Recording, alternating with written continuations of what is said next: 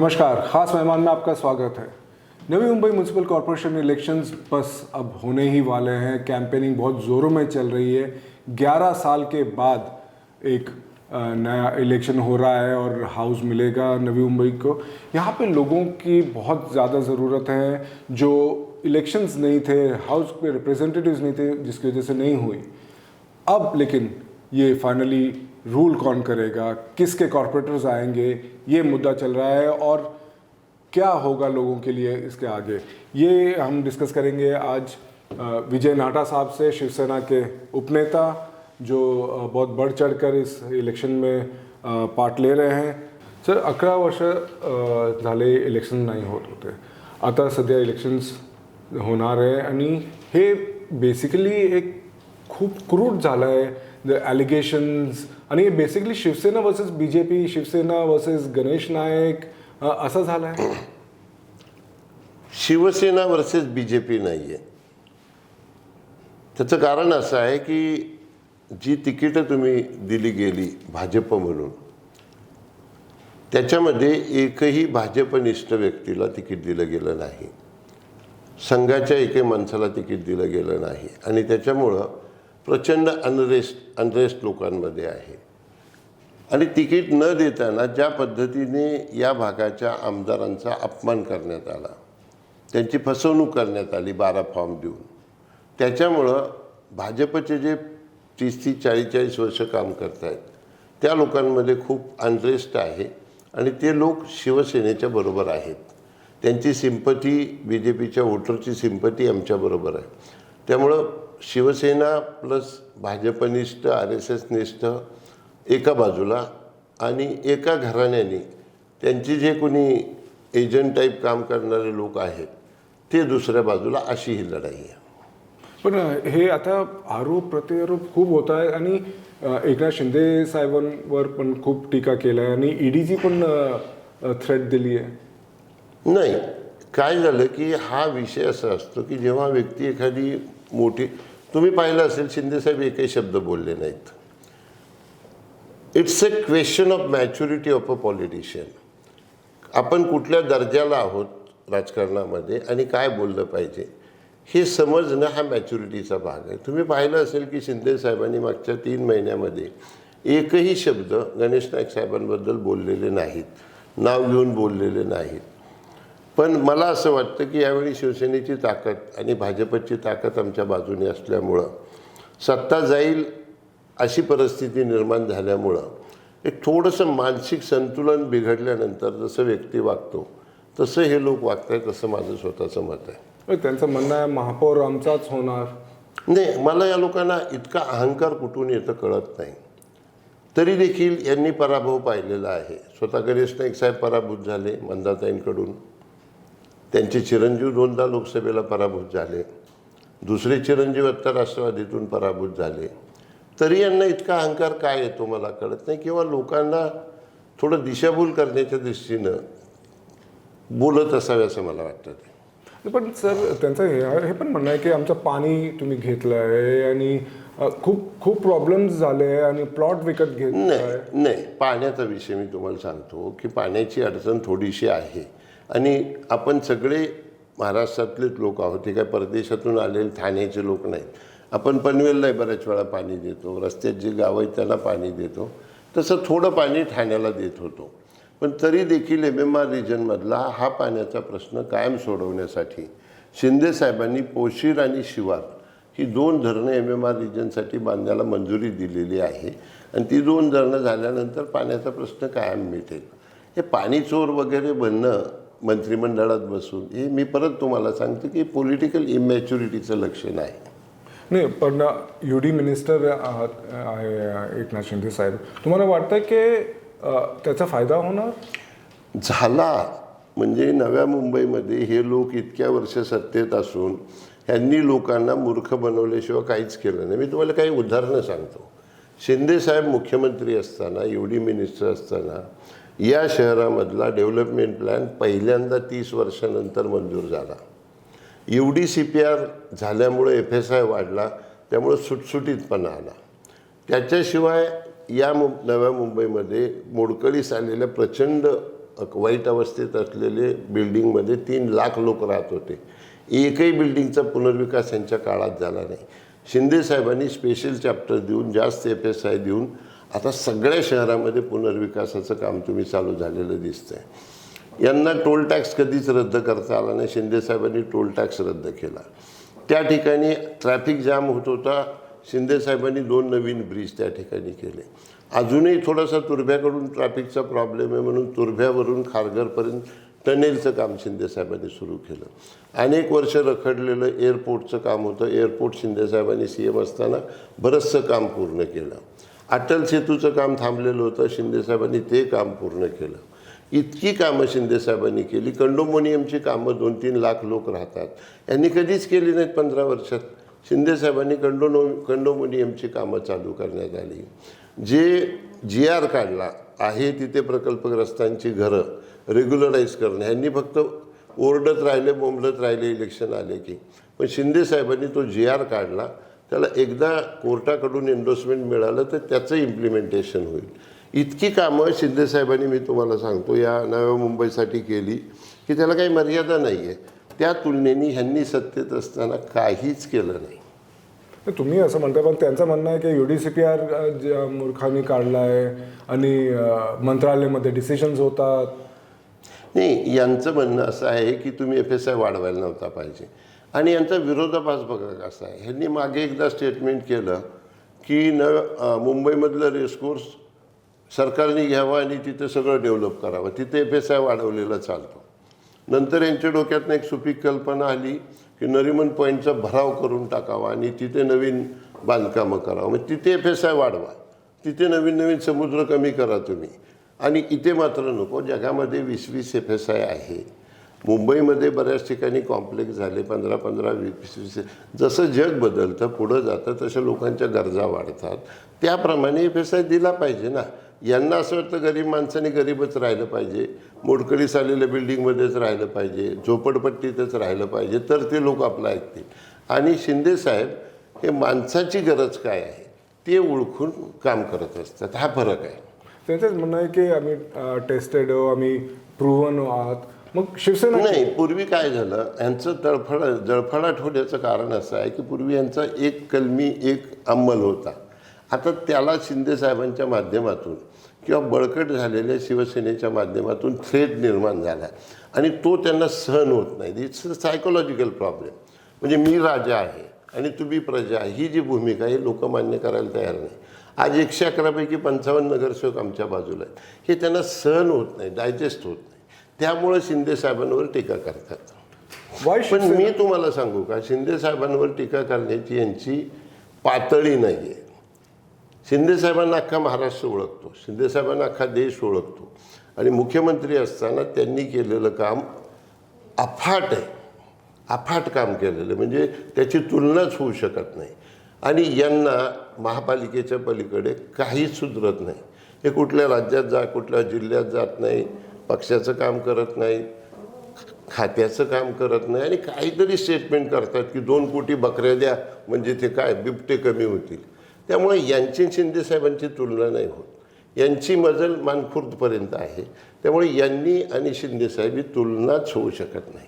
Y Shiv Sena नवी मुंबईमध्ये नाही. बघा, तुम्हाला जर नवी मुंबई शहर हे आधुनिक शहर करायचं असेल तर ते मला असं वाटतं शिंदे साहेबांसारखा लोकांची गरज ओळखणारा आणि डेव्हलपमेंट माइंडेड मनुष्य असणं गरजेचं आहे. आणि त्याच्या नेतृत्वाखालची शिवसेना जर आली, आम्ही बघा वचननामा काढला. वचननाम्यामध्ये आम्ही काय म्हणतो आहोत की पोशीर धरण आम्ही बांधणार आहे, शिवार धरण आम्ही बांधणार आहे, पाण्याचा प्रश्न सोडवणार आहे. या शहरामधला सगळ्यात मोठा पार्किंगचा प्रश्न आहे, मल्टी स्टोरीड पार्किंग किंवा अंडरग्राऊंड पार्किंग करून आम्ही त्याचा प्रश्न सोडवणार आहे. शहरातल्या लोकांना फेरीवाल्यांचा त्रास आहे, तर फेरीवाल्यांचं जे धोरण आहे ते आम्ही कायम करणार आहोत. या शहरामध्ये 3 लाख लोक झोपडपट्टीमध्ये राहतात, त्यांच्यासाठी आम्ही SRA स्कीम आणणार आहोत. या ठिकाणच्या लोकांना पनवेलला, ठाण्याला जावं लागतं पासपोर्टसाठी, विसासाठी. तर आमचं म्हणणं आहे की विसाचं कार्यालय आम्ही या ठिकाणी चालू करू. त्यानंतर मानखुर्दपासून मुंबईपर्यंत मेट्रोची कनेक्टिव्हिटी जी आणायची राहिलेली ती आम्ही आणू. एम्सच्या धर्तीवर या ठिकाणी आम्ही हॉस्पिटल करू. कॅन्सरसाठी विशेष ट्रीटमेंट देण्यासाठी आम्ही हॉस्पिटल करू आणि ज्याच्यामध्ये दुर्बल घटकातल्या लोकांना, प्रकल्पग्रस्तांना अतिशय माफक दरामध्ये त्यांना त्या ठिकाणी हे करण्याचा आपण ट्रीटमेंट करण्याचा आम्ही प्रयत्न करू.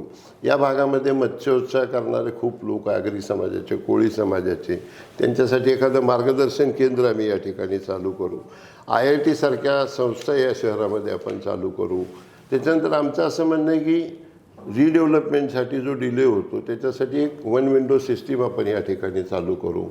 फ्लेमिंगो हे आपल्याला वरदान मिळालेलं आहे, तर फ्लेमिंगोचा फायदा पर्यटनासाठी कसा करून घेता येईल आणि ॲट द सेम टाईम आपल्याकडे जे प्रदूषण आहे ते कमी कसं करता येईल त्याच्या बाबतीत विचार करू. कंडोमोनियममधल्या राहणाऱ्या लोकांना महापालिकेच्या खर्चातून सगळ्या सुविधा कशा पुरवल्या जातील त्याच्याबाबत विचार करू. भूमिपुत्रांना न्याय देण्याचं काम करू. असा आमचा जाहीरनामा आहे. आणि यांचा जाहीरनामा काय की आम्ही कर वाढवणार नाही. ह्याच्या पलीकडे यांना डेव्हलपमेंटचं काही कळतच नाही आहे. म्हणून मी म्हणतो की शिंदे साहेबांसारख्या नेत्याच्या नेतृत्वाखालचं सरकार येणारच आहे. महापालिकेत आलं तर आपण डेव्हलपमेंट ओरिएंटेड सगळी कामं करू आणि एक आंतरराष्ट्रीय दर्जाचं शहर या नव्या मुंबईला निश्चितपणानं करू. या ठिकाणी इंटरनॅशनल युनिव्हर्सिटी आता येणार आहेत, त्याचा फायदा या शहराला कसा करता येईल.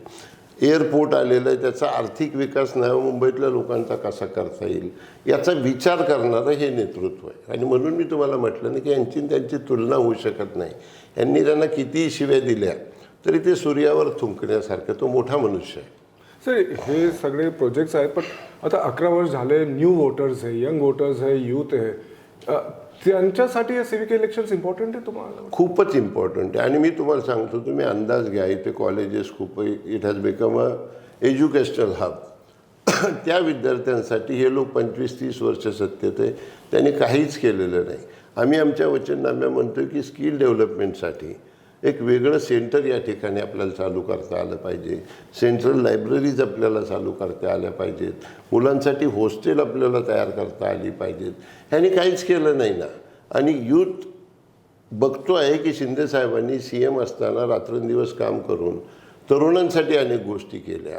त्यांना वेगवेगळ्या प्रकारचे कर्ज देण्याचा प्रयत्न केला, स्वतःच्या पायावर उभं करण्याचा प्रयत्न केला. महिलांसाठी आर्थिक बचत गटांना मोठ्या प्रमाणावर मदत दिली, शेतकऱ्यांना मदत केली, वाहन चालकांना मदत केली, सिनियर सिटीजनचे सगळे प्रश्न सोडवले.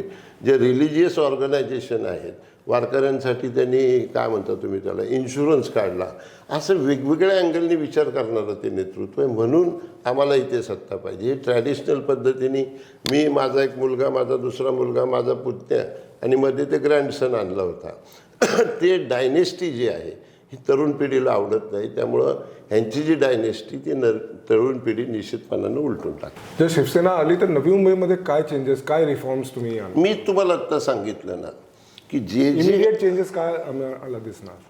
नाही, मी तुम्हाला आत्ता तेच सांगितलं ना. आमचा जो वचननामा आहे त्या वचननाम्यामध्ये मी जसं तुम्हाला म्हटलं, इंटरनॅशनल युनिव्हर्सिटीज येतील, मच्छीमारांसाठी केंद्र येईल, प्रकल्पग्रस्तांसाठी नोकऱ्या उपलब्ध होतील अनेक, किंवा स्किल डेव्हलपमेंटसाठी आपल्याला हे करता येईल. एम्ससारखी संस्था आपल्याला या ठिकाणी, IIT सारखी संस्था आपल्याला या ठिकाणी आणता येईल. आणि बेसिकली या शहरामधल्या विद्यार्थ्यांसाठी जे त्यांचे प्रॉब्लेम आहेत ते सॉर्ट आऊट करण्यासाठी आपल्याला अनेक गोष्टी करता येतील. महाराष्ट्र सदन आपण काम चालू केलेले. सगळं शिंदेसाहेब UD मिनिस्टर असल्यामुळंच झालं. यांनी काही केलं नाही. सिम्पली थिंक ओव्हर JD की they could not even pliers a development plan for last 30 years. नुसत्या गप्पा मारायच्या. अर्धा FSI सुद्धा वाढवू शकले नाहीत. एक गोष्ट, एक रिडेव्हलपमेंट करू शकले नाही एका बिल्डिंगचं. आणि ॲज अगेन्स्ट दॅट आज इतकी डेव्हलपमेंट होते आहे की डेव्हलपर कमी पडत आहे. That is the difference between these two leaders. यांना शिव्या देण्याचं कळतं, टांगापलटी करेल, या करेल. शिंदेसाहेब काहीच बोलत नाही. ही ओनली वर्क्स. पण सर आणखी एक मुद्दा आहे करप्शन. आणि नगरसेवक म्हणलं की कॉन्ट्रॅक्ट्स आणि पर्सेंटेज आणि बघा, करप्शनच्या मुद्द्यावर यांनी न बोललेलं बरं. अगदीच वाईट भाषेत म्हणजे लोक जे बोलतात की एक तर नुसतं 5% म्हणतात. त्याचं कारण असं होतं की त्या काळामध्ये कुठलंही टेंडर 5% घेतल्याशिवाय मंजूर करत नव्हते. दुसरा मुद्दा, आत्ता रिडेव्हलपमेंटची कामं चालू आहेत तिथे यांच्याच घरातली एक व्यक्ती प्रत्येक साईटवर जाऊन खंडणी वसूल करते. हे तुम्ही प्रत्येक डेव्हलपरला विचाराल, मग इफ आय एम रॉंग तर करेक्ट मी. तो भाग आहे. त्यानंतर कुठलंही काही असलं पैसे कॉर्पोरेशनचं काम तर पैसे घेतल्याशिवाय काम केलं जात नाही. याला तुम्ही करप्शन, मला सांगायचा काही व्यवसाय नसताना हजारो करोडची प्रॉपर्टी होते आहे, याला करप्शन म्हणणार नाही तर काय म्हणणार तुम्ही? किंवा मॉरलसुद्धा यांचं डाऊन आहे ना. मला सांगा, 39 एकर जागा तुम्ही सरकारची हडप करता, 4 एकर जागा इकडे तुम्ही ते काय ग्लास हाऊस का काय ते बांधता, इंडस्ट्रीचे अनेक प्लॉट तुम्ही कब्जा करता. याला काय मॉरॅलिटी मला सांगायला दुसऱ्याबद्दल बोलण्याची? आणि बाकी तर गोष्टी आता इथं चार चौकात बोलण्यासारख्या नाही आहेत. यांनी मॉरॅलिटीच्या नैतिकतेच्या गप्पा मारू नये. पण त्यांचं म्हणणं आहे की ईडीचं पण रेड होणार आहे. आणि नाही, त्यांना ईडी म्हणजे काय ते विचारता, आणि ईडी कळतं का ते विचारा. आणि श्रीकांत शिंदे साहेब परवा म्हणले तसे काही ईडी ऑफिसर आहेत का? मी म्हणलं ना तुम्हाला, यांना मानखुर्दच्या पलीकडचं जगच माहीत नाही. ईडी CBI तर खूप लांबच्या गोष्टी आहेत, लक्षात आलं. आणि यांना जी किंमत आहे याच्या 1000पट जास्त किंमत भाजप पक्षामध्ये दिल्लीमध्ये शिंदे साहेबांना आहे. त्यामुळे आता तुम्ही बघितले, असाच मिठाचा काढा नव्या मुंबईसारखा ठाण्यात टाकायला गेले तर वरिष्ठांनी एका दिवसामध्ये काढून टाकलं त्यांना तिथून. त्यामुळे यांची जी किंमत आहे याच्या 1000पट जास्त किंमत भाजपच्या वरिष्ठांकडे साहेबांची. तुम्ही पाहिलं का या इलेक्शनमध्ये कित्येक ठिकाणी आम्ही विरोधात लढलो नगराध्यक्षांच्या, पण आदरणीय मुख्यमंत्री फडणवीस साहेब शिंदे साहेबाबद्दल कधी वाईट बोलले नाहीत. कारण ती एक मॅच्युरिटी लेवल आहे, ती ह्यांना नाही आहे. मग पोस्ट अलायन्स पण काय पॉसिबल आहे? त्यांनी सांगितलं नाही मी यांच्याबरोबर बसणार नाही. म्हणजे त्यांना माहिती की आमची मेजॉरिटी येणार आहे. त्यांनी सांगितलं आम्ही यांच्याबरोबर बसणार नाही, विरोधात बसू. He is cocksure. त्यामुळं त्यांचा बॅलन्स गेलेला आहे. फायनली आपल्याला काय वाटतं रिझल्ट वाईज? रिझल्ट 100% आमच्या बाजूने येईल. तुम्ही ऐरोलीमध्ये जाऊन फिरा, तुम्ही तुर्भ्यामध्ये जाऊन फिरा, तुम्ही बेलापूरमध्ये जाऊन बघा, तुम्ही आवटी साहेबांच्या वॉर्डमध्ये जाऊन बघा, तुम्ही पाटकर साहेबांच्या वॉर्डमध्ये जाऊन बघा. सगळ्या ठिकाणी फक्त आणि फक्त शिवसेना. आमच्या रॅलीज बघा, प्रचंड गर्दी असते रॅलीला. शिंदेसाहेब त्या दिवशी आले, 8 तास फिरत होते एवढ्या मतदारसंघामध्ये. प्रचंड गर्दी असते. ऐरोली तर हजारो लोक होते, हजारो लोक. आणि ते सगळं बघून आमचा विजय निश्चित आहे. त्यामुळे यांचा बॅलन्स गेला आहे. ठीक है sir, thank you so much. Thank you. ये थे नाहटा साहब, बहुत कॉन्फिडेंट कि इस बार शिवसेना ही नवी मुंबई महानगर पालिका इलेक्शंस जीतेगी, और ये बताते हुए कि क्यों उन्हें ऐसा लगता है. नमस्कार. धन्यवाद जेडी.